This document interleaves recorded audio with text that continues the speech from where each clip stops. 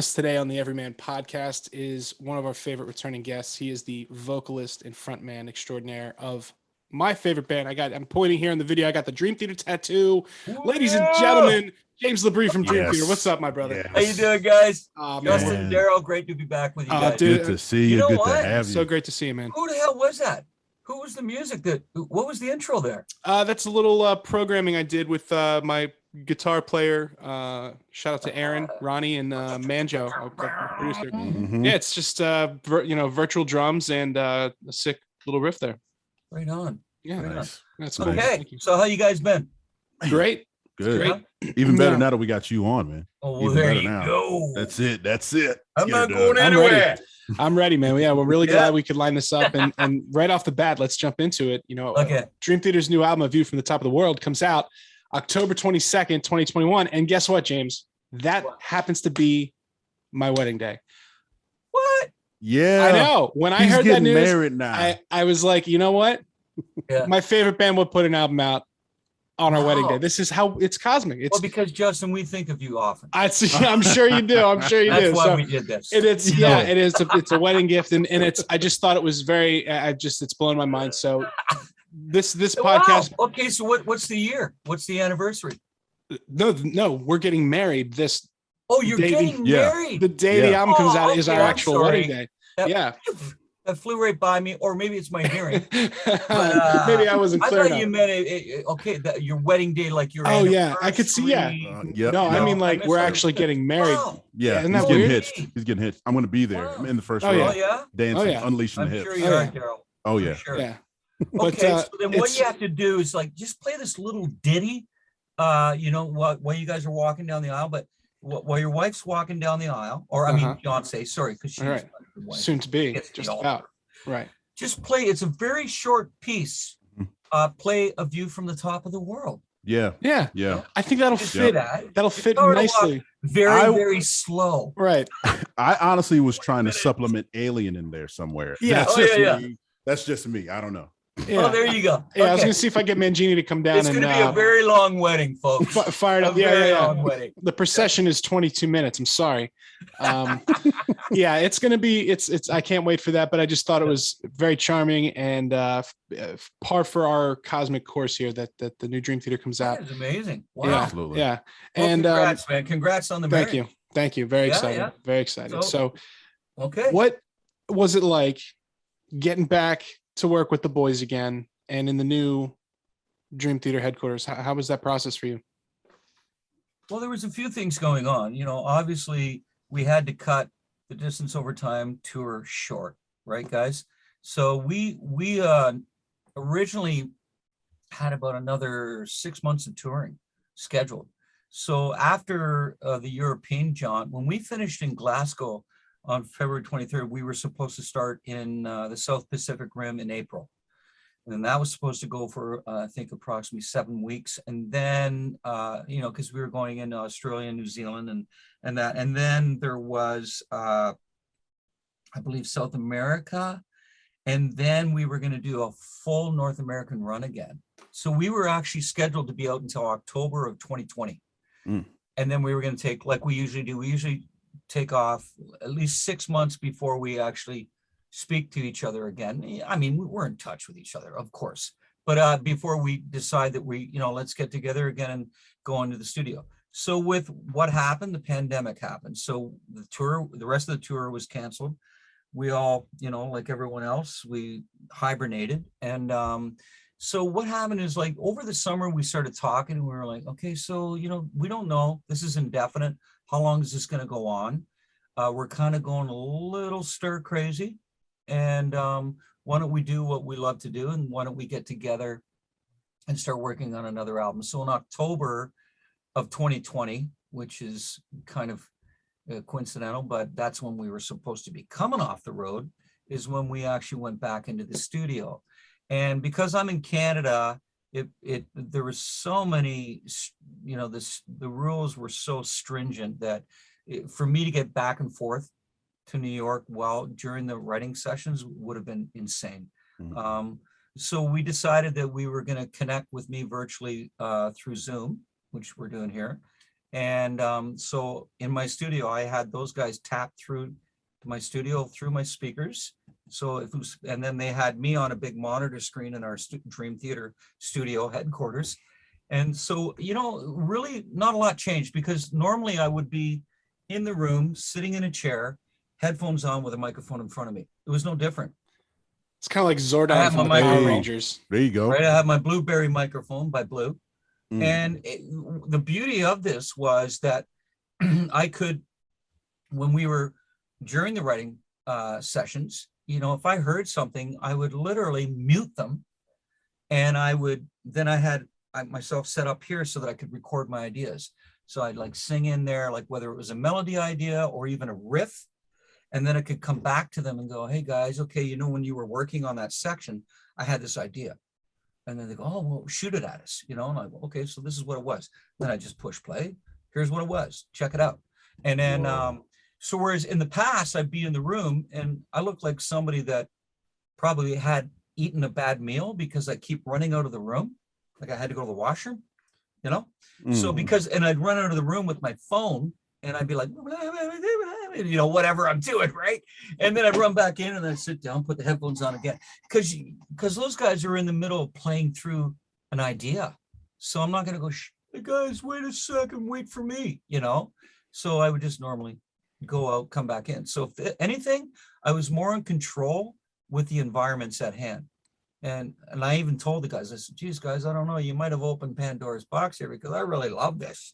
Like I was really able to isolate myself, but at the same time still be immersed within what was going on. And but you know what, the sessions went according to plan, because first of all, the 4 instrumentalists were together in a room, and there's no way it could work, you know, all of us being on Zoom. No way, that would have been catastrophic. I don't even know what the hell we would have come up with. But the fact that they were in the room, because a lot of it has to do with that chemistry, and they're feeding off one another, whether we're bringing in ideas or not. There's a lot of it that's spontaneity, like it's spontaneous on the floor. It's like, wait a minute, what did you just do there? Boom, boom, boom, boom. And if you were a fly on the wall, you'd see it, how it works. And it's very like prolific. The whole process is, there's so many ideas going on all at once.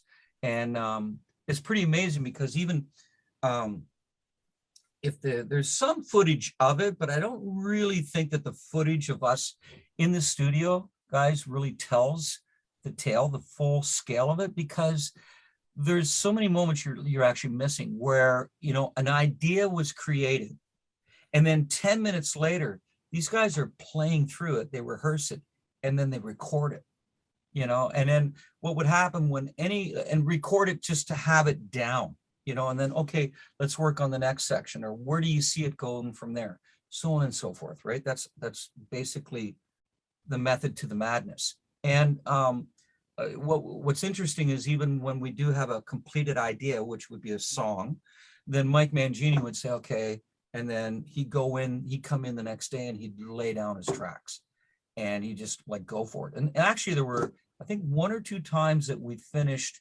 So depending on when we finish a song, sometimes it's like, okay, guys, we got a full day ahead of us again tomorrow. But sometimes we'd almost be done at the end of the night, and we knew that tomorrow, starting at, let's say, noon or 1, we'd have 2 more hours to do, and then we're done the song. So it's only like 3 o'clock, and then Mike would go, guys, while it's here, I want to lay down my tracks. So it'd be like, there you go. And he would just go for it. And what he played on this album was phenomenal. I mean, and Mike now, you know, he did it. He really showed who and what he is, not only as a drummer, but on the last album, he showed himself as a composer, because he is very full on. And he did it again with this album. He's full on. He's with each and every section that's being written. He's a part of that process. And I think it really shows in his drumming that, you know, we've let him spread his wings and just freaking go with what he has to offer, you know, as a musician, and ultimately as a drummer, you know, who's one of the finest drummers on the planet, no doubt, no question. Yeah. That's awesome. Was that it? Was that all? That's the only question you had for me, right? Yeah, that's you knocked it out of the ballpark. All right, man. We had an hour and a half. He answered one question. Yeah, you're a professional. Yeah. Yeah, we just had Mike on, and we were kind of talking about adapting and how he had to kind of come up with a new, layout Approach. of an approach. And I was watching the video you guys did for Invisible Monster, and I've got this. We got one of those new Apple TVs, and you can like talk to the remote, and you can rewind like 9 seconds. Oh wow. And I'm watching. Okay. Yeah. It's real specific. So for like a weirdo like me with music stuff, and I just you're a drummer. rewind, Mhm. Of course. So he does this fill, and like I'm watching it, and I'm like, man, he's funny, and I'm thinking it's like he's funny because a normal like I if I was gonna play what he just played, I would just do it with my hands and like a quick thing. But he finds this new creative approach to do it where he's playing like 9 notes in a row that all sound different that are just with his feet. Yeah. That make the whole fill. It's like it's like a 5 minutes, 13 seconds in Invisible Monster. If anybody else wants to go check it out, what I'm talking about. Yeah. But those kind of things, I know exactly what you mean.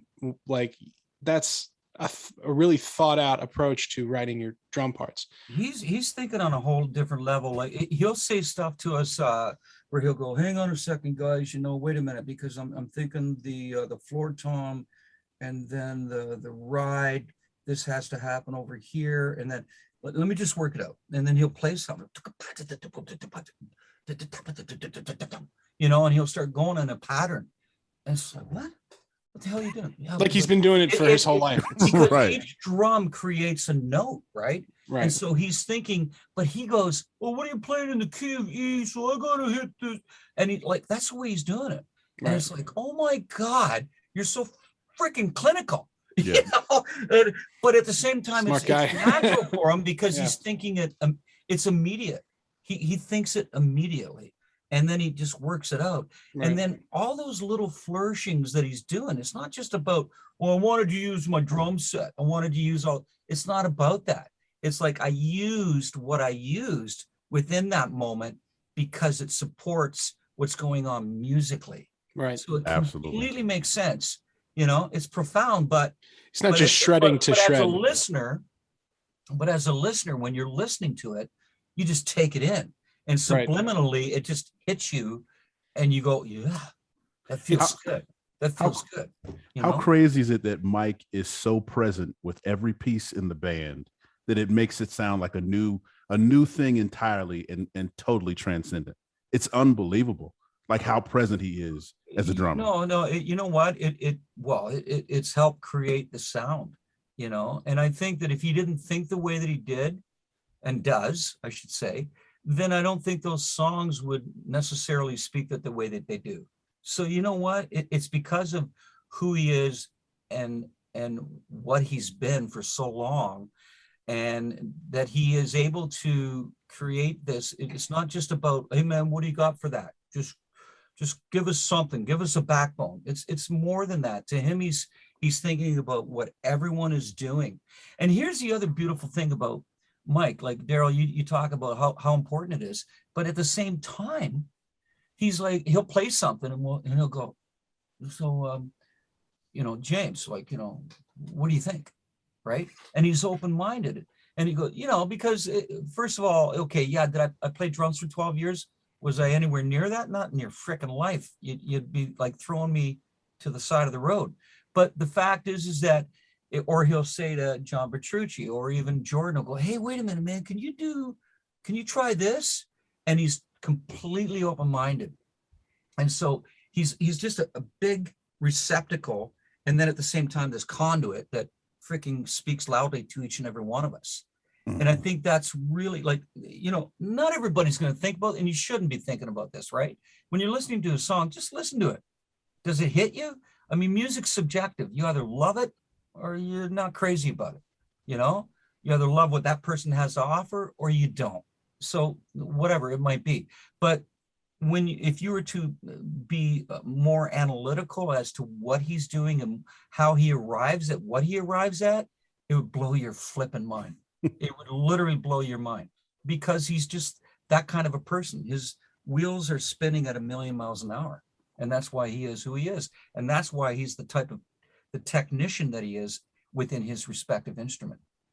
Love it. Yeah. Love it. Yeah, he's a special breed, and any of the great drummers we've had on here, from any background, the topic of Mike Mangini comes up, and it's just like everybody's just like, dude, guy's on another friggin' level, Yeah. he's Right. on his own planet. And then one of the things, and I think you'll be able to relate to this, like when you're saying how he may stick to a key because of the song, what Jordan's playing or whomever, and the listener just absorbing it. That's kind of how like Danny Carey is with Tool, where at first listen, another great freaking amazing drummer.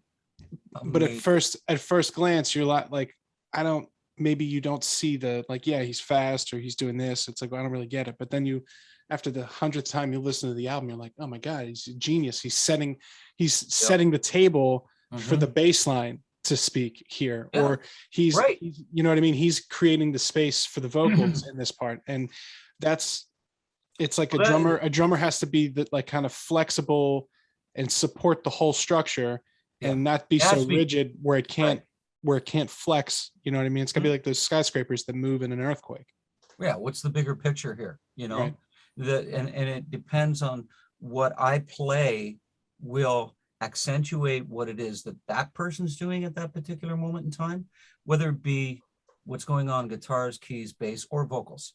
And he's always thinking about every aspect of every song. Like, what is it that you're gonna like? He'd be unfortunately, a lot of the times that where Mike is laying down his drums, and I shouldn't say unfortunately, but it's just the way that we've always done things.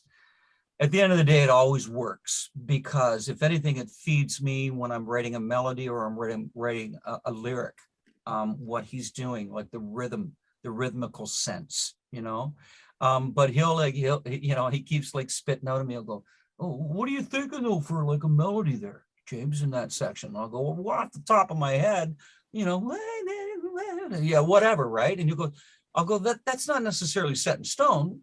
It's just something that I'm thinking about right at this moment. And then he'll go, oh, that's cool. But leave me with that. And it's really cool. But he's always looking for something that will enable him to create even something deeper, and it's not just a matter of him.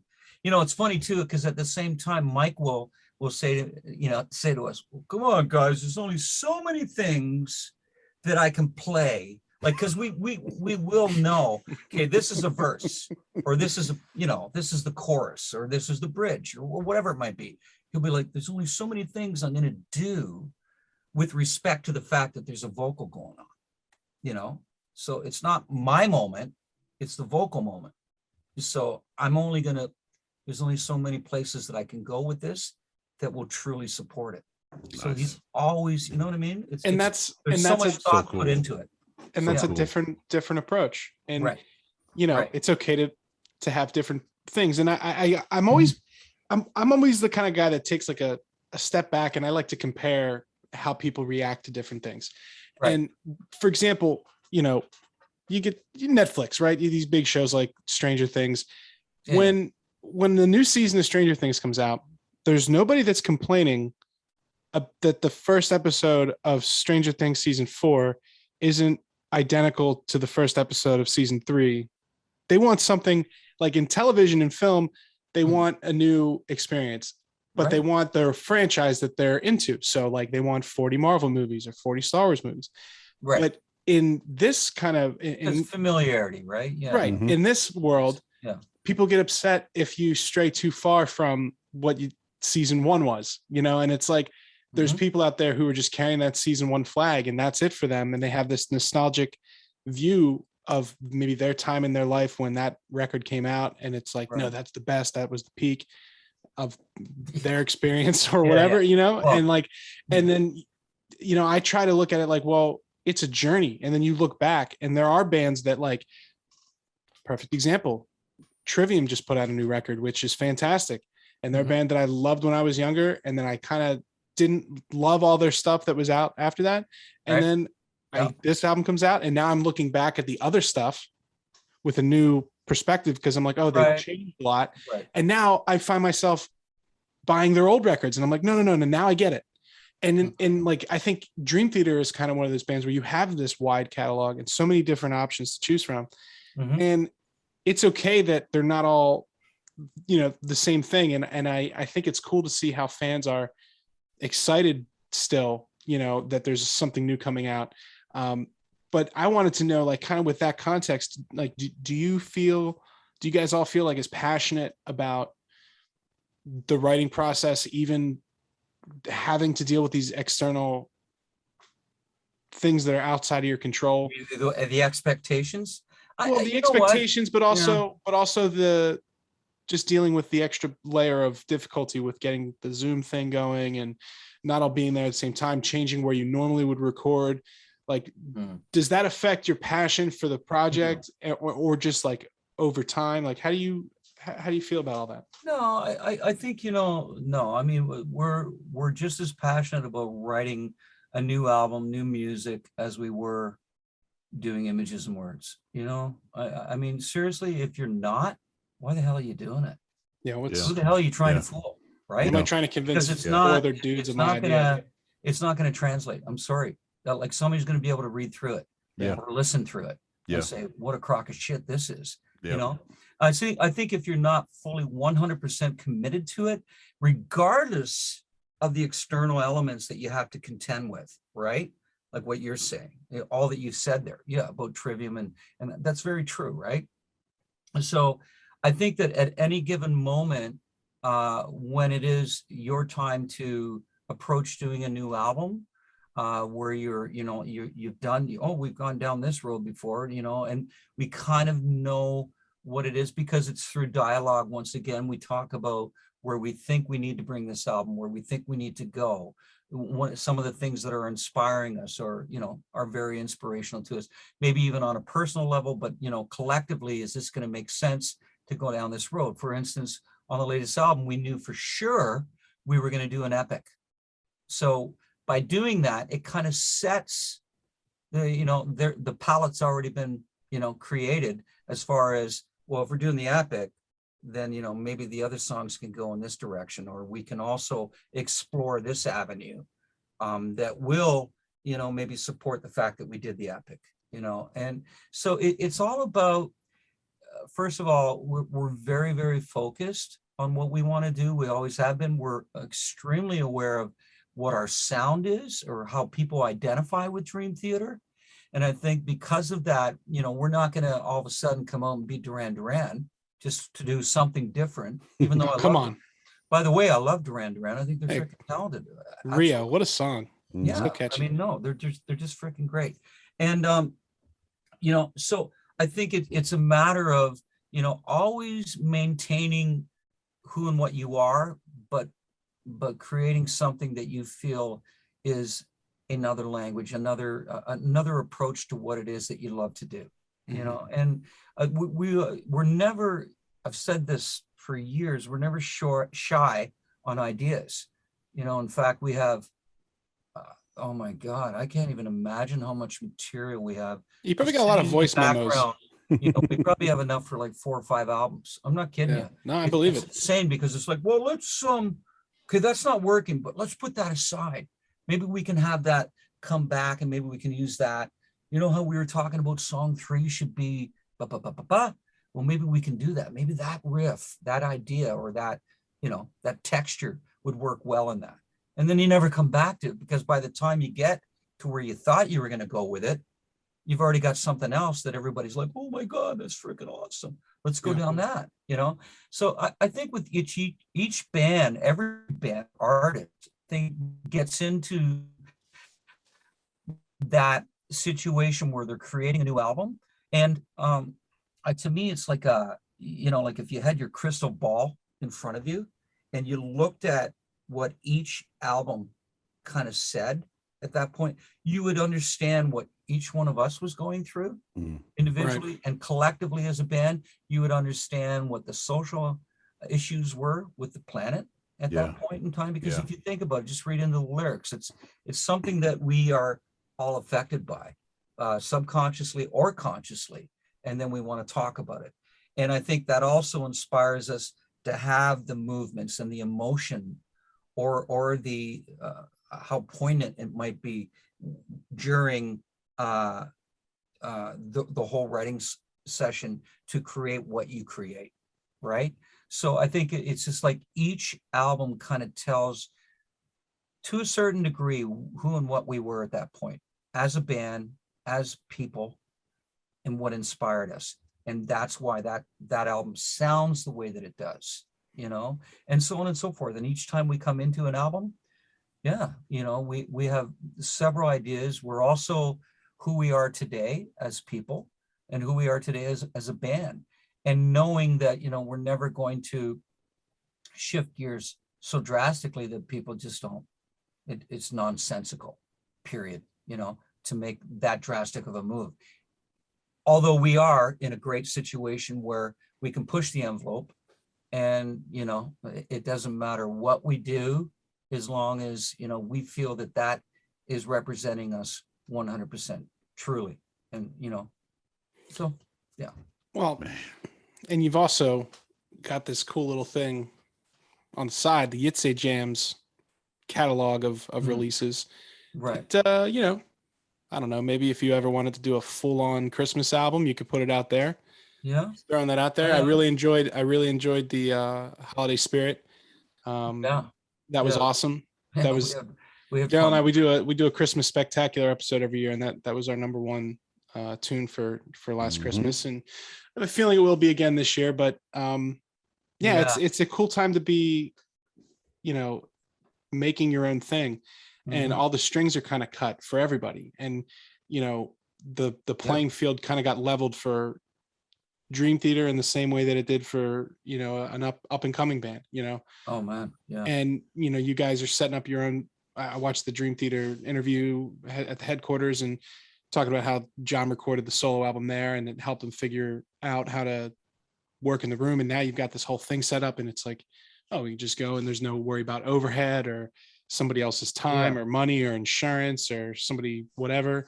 Well, not to mention it really lent itself to, you know, getting together and recording during a pandemic, because we knew that we wouldn't have to be around anyone else but the band members, you know, our production assistant, you could control it, guitar tech Maddie, you know, Scheiferstein, and then James Meslin, our engineers. So it was just us, no one else, you know, coming and going. Whereas if you went to a regular studio, you know, there'd be several people coming and going, and that'd create a little bit of apprehension for sure.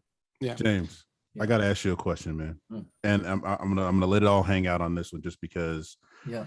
Ever since, you know, me and Brother Jay saw you in concert before the great COVID and pandemic, my mind is still blown away about your group. My mind is still blown away about how you guys go about your process and the way you guys present yourselves so into your music. I listened to Invisible Monster. I listened to all the new things that you guys are doing. I'm listening to you right now talk about the creative process. I have to ask you, because I feel this when you guys play. I feel it when Mangini drums. I feel it when you sing. You guys play like you're not satisfied. You guys play like there's like we're gonna let it all hang out right now, right here. And it's just like you always keep it simple. You say, hey, music is subjective. Either it hits you or it doesn't. And every damn time, man, it fucking hits me. Like it just like that's every great. time. You know, and it's just like a ton of, it's almost like playing football and just going out there every damn game, every play with a chip on your shoulder. And like, yeah, that was the last play. I dogged you, but this is a new play. And that's how you guys, you know, exact your music. Is it like that? Is it like that for you guys when you guys get together and create? Yeah, well, you see, then you would completely get this, because you were expected to go out on the field every night, right? And give it 100% and actually perform at 100%. And I might have said this to you guys before, but I remember Neil Peart from Rush said, what other jobs, you know, besides a few others, where you have to go on stage and it's expected that each and every night you play at 100% or you perform at 100%. He said, you know, we're human beings. And do we? No. But are we supposed to? Yes. You know, and he said, so you give it what you give it. And I think, Daryl, with us is like, we go on regardless of somebody saying, oh my God, man. I'm like, I'm feeling really stiff tonight, or, you know, myself going, hey, you know, I'm fatigued, or whatever it might be. And you still have to go on stage. And it has a lot to do, and Daryl, you can attest to this, but when you went on the field, all of a sudden, right? Yeah. You know, like somebody breathed new life into you, right away. Mhm. And I think that's what happens to us as soon as we go on stage. It doesn't matter, even though 10 minutes ago we might have been saying, oh shit, you know, I got a 2.5, 3 hour show ahead of me, and I'm feeling a little, you know, a little not so powerful. But it's funny because you get on stage and then you're like, wait a minute, you know, you see the people, all the smiles, all the faces, and they're just freaking out. They're so glad to see you. And all of a sudden you're just, everything has just vanished, and you're focused, and you're in that zone where you need to be able to perform. And I think at that point, you know, it's funny because there's many nights that we'll come off stage and go, holy shit, that gig just flew by. And then you'll hear from one of the guys going, I don't know, man, I didn't even know how I was going to get through tonight, because I was just feeling, I wasn't feeling in the zone, but all of a sudden everything kicked in. Mhm. And so to me, it's like, I think, you know, we're human beings, right? So we're dynamic like anyone else out there. Yep. But when we get on stage, like you're I don't know, you're just thrown into something that it's I don't know, you can't even put it into words. Yeah. It just creates something where you're full on all of a sudden. And I'm not saying that you're full on and then all of a sudden 100% becomes you, but you're full on in the sense that you're giving it all that you can give it. And you want to prove that, hey, this is going to be a fantastic night. You're going to walk away. It's going to be memorable. It's going to leave an indelible mark on your memory about what happened here tonight. So I can see what you're saying, Daryl. And you know, it's great that you're seeing that, because that's exactly what we're trying to convey. That, you know what, you came tonight, you're only seeing us the one night. You're not going to see us again tomorrow night because we're 400 miles away or whatever it might be, right? Yeah. So more than likely, you're not going to be there unless you're one of the Dream Theater freaking, you know, diehards following us all over the place. And there's lunatics with the tattoos.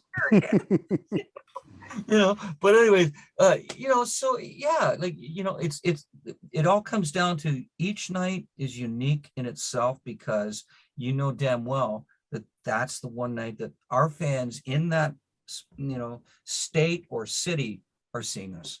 So you just keep rising to the occasion, and you keep getting that magical freaking jet fuel in, you know, infused within you once you walk on that stage. It's crazy. It's indescribable. It really is.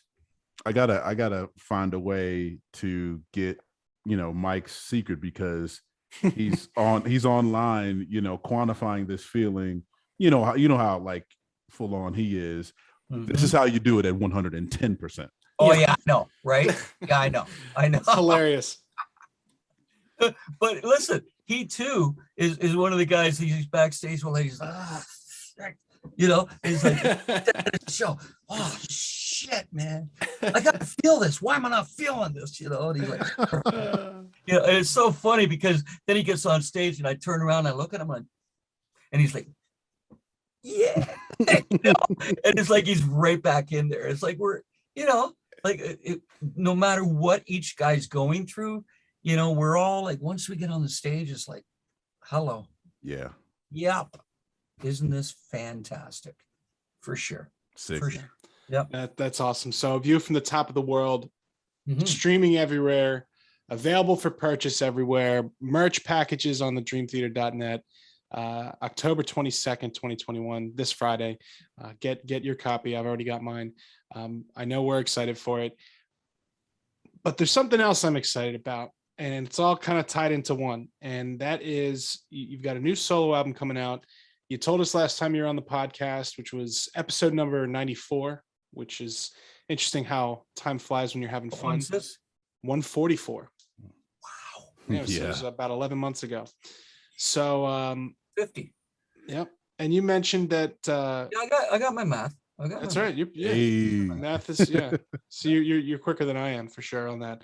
That your son Chance would be drumming on the record, And Chance has been on the podcast several times, and with his bandmates from Falset. And Falset's a band that, even if I didn't know you and Chance, I dig them, and I shared them with a lot of my friends. And hell yeah, he had told me that we're doing a song with my dad, and I was like, really?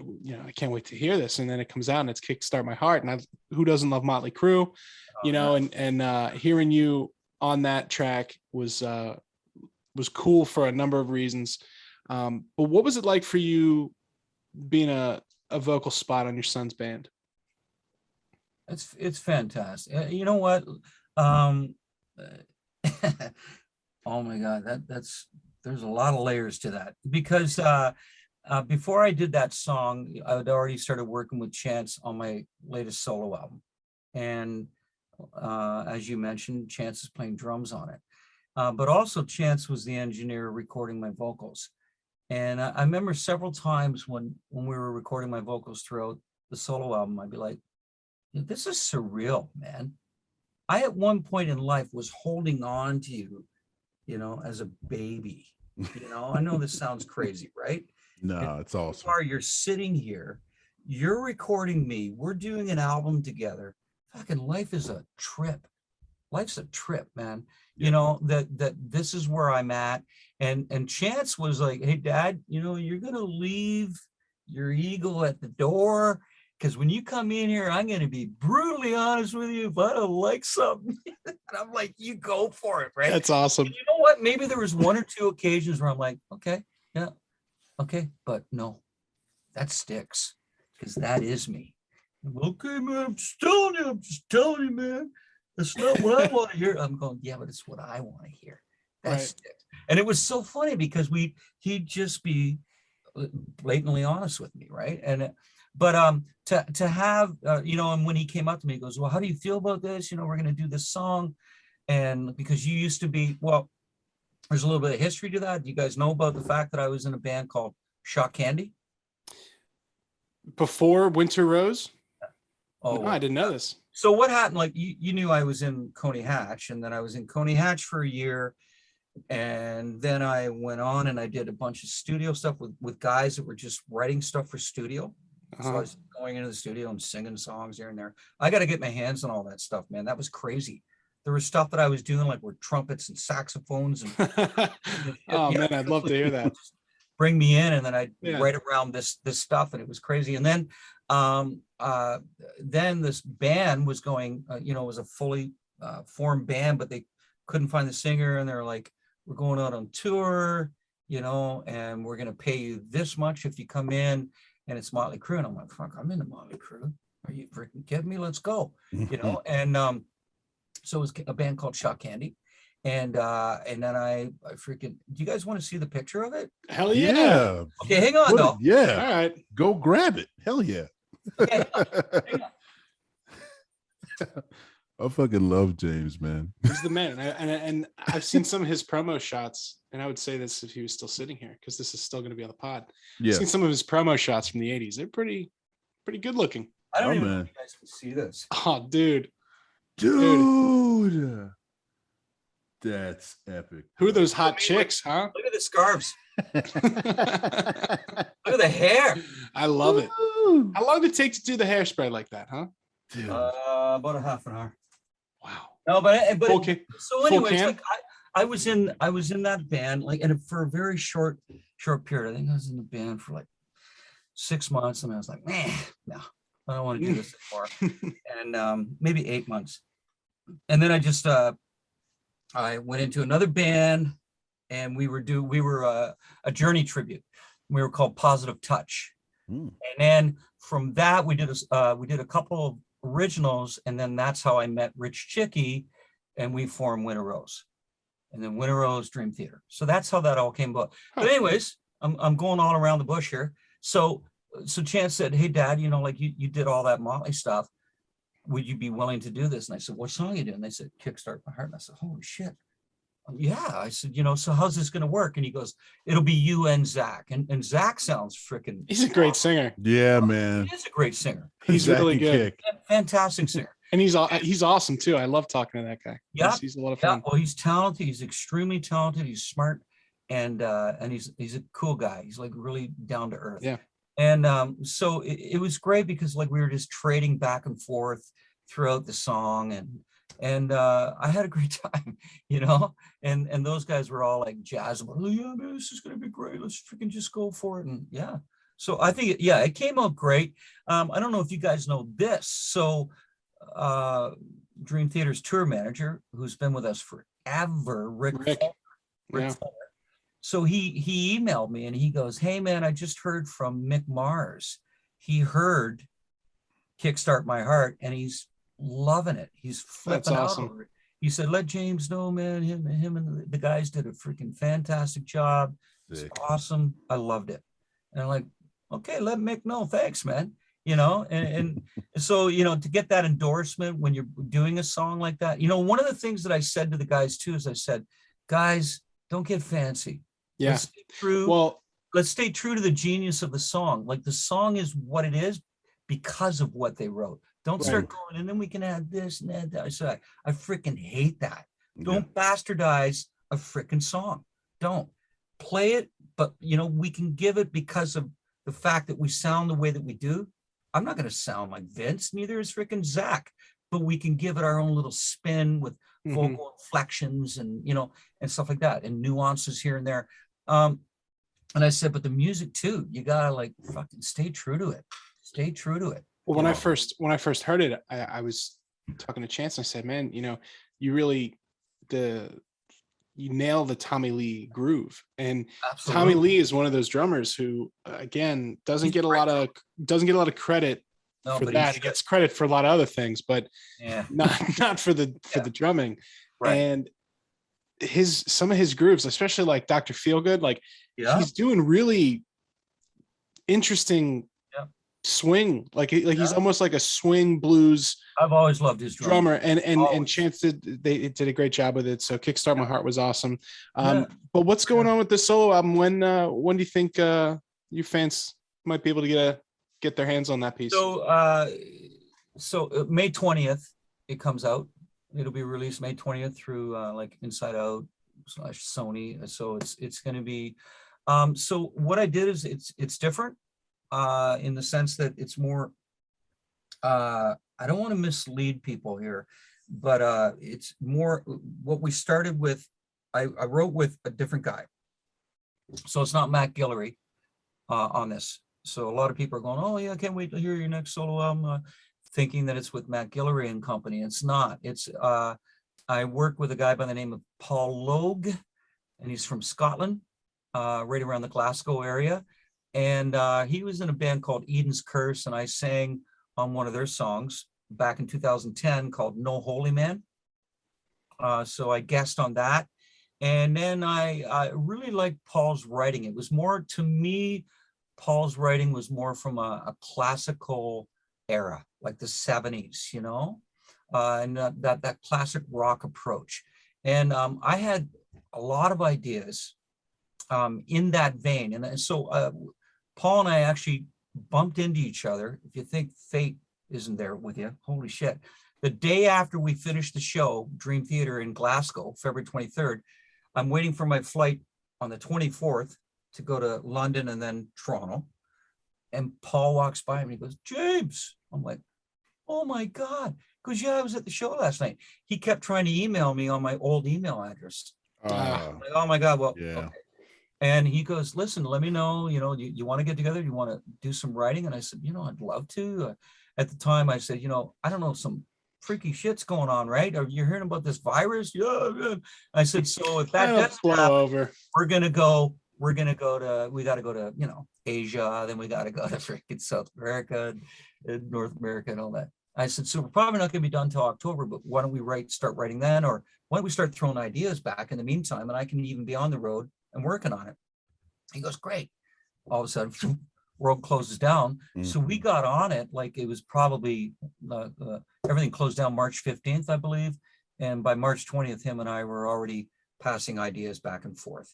So we started, as we said, let's just keep it real raw and acoustic based. That'll be the fundamental. of this album. And then it kind of morphed into more of an ensemble. So keyboards, you know, I have Marcos Foley's playing lead guitar on all the tracks. Paul is playing all the rhythm acoustic guitars and bass. And then Chance is doing drums. Christian Polkinen is the keyboard player, who's a fantastic keyboard player, piano player. And then, so we wrote this album. I've titled it Beautiful Shade of Gray. And so all the lyrics except one I penned, and Paul and I just came together with, it was really interesting how it came together, whether I'd be throwing him a riff or I'd be throwing him a melody idea that became a chorus to one of the songs or verses. And then he'd throw me back his ideas musically, and we slowly but surely put it all together. We had everybody, you know, fully involved, and it came out fantastic. Like the label is really stoked about it. So it's kind of like it has that kind of Zeppelin-esque kind of feel to it, but you know, still like the modern day aspects of it as well are there. So it's great. That's awesome, man. I can't wait till that comes out and get my hands on that. Sweet. Yeah. I always, you know, I always like when I find something that I love, and then they kind of spring off and find other things that those people are passionate about, because genuinely it makes me excited to see an artist that I'm inspired by, like, push the envelope and try something new. And it, like, in a weird way, it kind of reminds me, like, no, you know what, if LaBrie's willing to, you know, try an acoustic angle, like maybe this idea isn't so crazy, you know. And Yeah. it's, well, you know, like I said, like practice. it started off acoustically, but then I said at some point, I go, okay, you know, no, we got to bring something more into this, because you can only sit around a campfire for so long, right, and be enthralled. Yeah. You know Yeah. what I mean? And as great as the songs were, and the melodies and all that stuff, I was like, no, we got to create something more here. So that's when we started going, okay, like, let's bring some drums in, and, you know, Chance is playing percussion and the drums, and all these other effects are going on. And then, like, getting in Christian Polkinen with his keyboards and piano was excellent. Marco, he shines like he always does. You know, he just played phenomenal on this album. And so it became more like a full ensemble sound, but it's not bombastic and freaking electric going through your veins and that. And actually, you know, I talk about Zeppelin because I always loved Zeppelin, always loved Robert Plant. And on the album, we do Ramble On. So really, version of Ramble On, which is one of my favorite Zeppelin songs ever. I had a chance to see Robert Plant with Alison Krauss. Oh yeah. Oh, and yeah. It was at like a festival I was at, and it was definitely a show I never would have bought tickets to go see. And I was pretty blown away. And and especially that music, that was really cool. You know, well, he's very experimental. Like, listen to all his stuff, like all his solo albums too. He's always getting into something different. Like that guy, he's not reinventing himself, but just keeping it just on the edge. He's always, you know, okay, what else can I do? What else can I do? Yeah, it's inspiring that like after he's done it all, you know. Yeah. James, as we wind down here, you know, my last question for you is, what do you want your fans, you know, what do you want Dream Theater fans to know about, you know, this new album? What in your mind, you're like, what's the deal? What do you want people to know and be excited for about this album? It's new music, for one. No, you know what? I know that's the question that always gets asked, and it's like, so what can you tell us about this new album? And of course, we're going to be jazzed about it, and we're going to be psyched, and we're going to be thrilled about it because we wrote it, right? And what I can say is that I think when I listened to this album, and I remember I got in touch with the guys, and I had to go somewhere. So I had a good hour's drive one way, an hour drive back. And so I was by myself, which is great. That's the way I love to do it. And I still do that to this day. Like if I want to listen to a new album or something like that, I'll get in the truck and I'll freaking crank the album, and I'm by myself, and that's when I can really take it for everything that it's worth, right? Yep, I'm the same way. So with this album, I did that. And I remember I got back home and I'm sitting in the driveway and I'm like, guys, I just freaking listened to this album from beginning to end. I'm fucking flipping out. I'm loving it. It just We're really good. It hit, like, guys, I think we really got something going on here. I think we can do it. No, but it was just, and you know what? The other guys, they're coming back and go, right on, awesome. I'm going to go do the same thing. You know, I want to get out there and I want to experience. And then, or actually John Petrucci said, yeah, no, man, I've been cranking it. I've been playing it. I've been playing it nonstop. I'm thrilled. I'm psyched, you know? And, but you know, to me, I think the album is like, I think there has a lot to do with it. And I've said this in other interviews that, you know, when we were out on the Distance Over Time tour, we were playing the Scenes album, right? And, you know, playing that album from beginning to end every night, it can't help but somehow rekindle and reaffirm Definitely. why that album was what it was. Yeah. You know, our fans were enamored with it worldwide. And you kind of like, you subconsciously take that in, and you're affected by the movements throughout the album because you're experiencing it from beginning to end each and every night. And so I think with that, you know, you kind of walk away, and we had conversations, you know, like, you know, why Home hit you like that, or Finally Free hit you like that, or Spirit Carries On, or Strange Deja Vu. There's a reason why that resonated with people. And so you start thinking, okay, well, you know, when we come into this next album, you know, maybe let's visit some of what we would consider our roots. You know, what were we doing in A Change of Seasons? What were we doing that made those songs special on Awake or 6 Degrees or whatever? And I'm not saying that we went, okay, we got to study these albums, because then you become it and then it's just a repeat. But I'm saying, you know, so what we said is just remember how those albums, how they unfolded, and what was so special about those albums was how those elements came together, made it cohesive, made it something that was memorable. And I think when we went into this album, we knew the direction we wanted to go musically, as far as, you know, what kind of style or how we're going to hit it up here and there stylistically. And then knowing that we were going to do an epic, I just think especially like a song like, there's 2 songs on this album, not that any of the other songs don't, but there's 2 songs on this album that I think epitomizes whom what Dream Theater has always been and still maintains today. And that is A View from the Top of the World, the epic, and Sleeping Giant. When I listen to that, like everything that's going on in Sleeping Giant, you know, it just, the way that it unfolds, you know, the dynamics within, the melody and it's just, everything comes together seamlessly and effortlessly. And I think that's when you know that you're touching on something that it's got to translate. You know, if that doesn't convey every one of our intentions, you know, individually and as a band, if that doesn't, I don't know what the hell will. Yeah. So, you know, I don't know, I could go on, but I think, you know, that's basically the point, is that this album speaks loudly to me, I think, because it has a lot of what has endeared us to our fans for the last 30 years plus. And this album kind of represents that with conviction. Yeah. Awesome. A little from the past, a look to the future, A View from the Top of the World. Yep. Everywhere you get music, October 22nd. James LaBrie, thank you so much, brother. Can't wait to have you on again. Yeah. Thanks, guys.